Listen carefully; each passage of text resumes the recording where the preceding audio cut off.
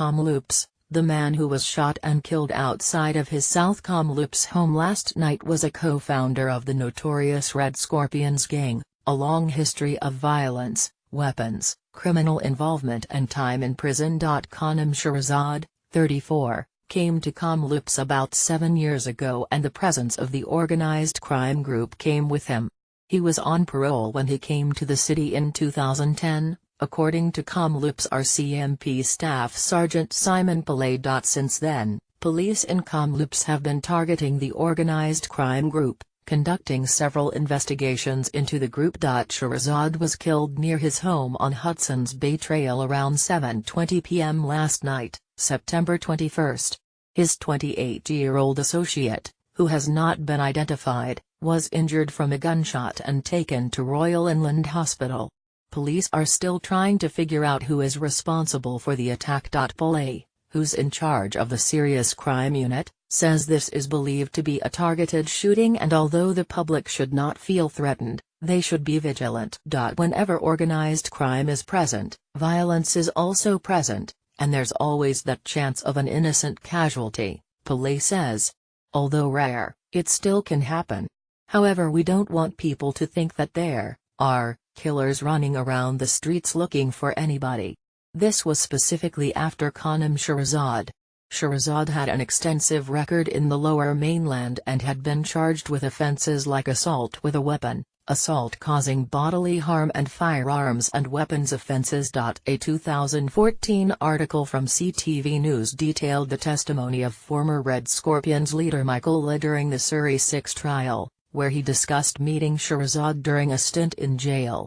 The pair decided to create a gang called the Red Scorpions.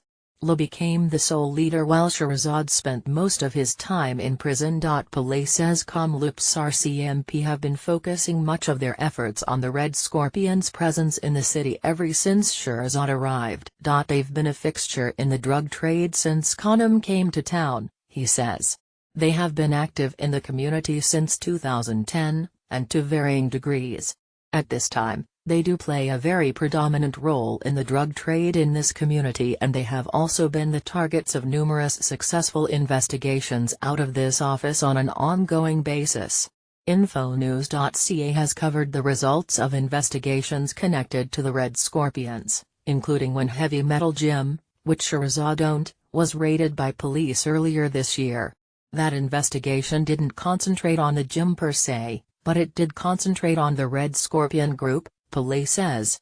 These investigations take a very long time.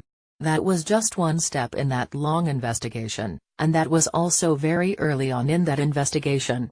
But Shirazad told local newspaper Kamloops this week after the raid that he had left his gang life behind him. Just last month, Kamloops RCMP seized drugs, cash and stolen property from a hotel room and vehicle believed to be connected to Red Scorpions associates. Pillay says that particular group of people, who have not been charged in connection to the seizure, loosely consider themselves associates of the gang. Although the police have been focused on targeting these groups, it hasn't been easy, and they know there will always be work to do. The investigations into this group have been very successful, but when it comes to organized crime, it's present in almost every community and definitely every city, Pillay says. It's an ongoing battle that police are always engaged in, because even if one group is controlled, or one group of associates is controlled, there's always somebody else that picks up the mantle and continues on. About 10 minutes after last night's shooting, there was a car fire reported on Odin Court and White Shield Crescent. Police are still investigating if the two incidents are connected.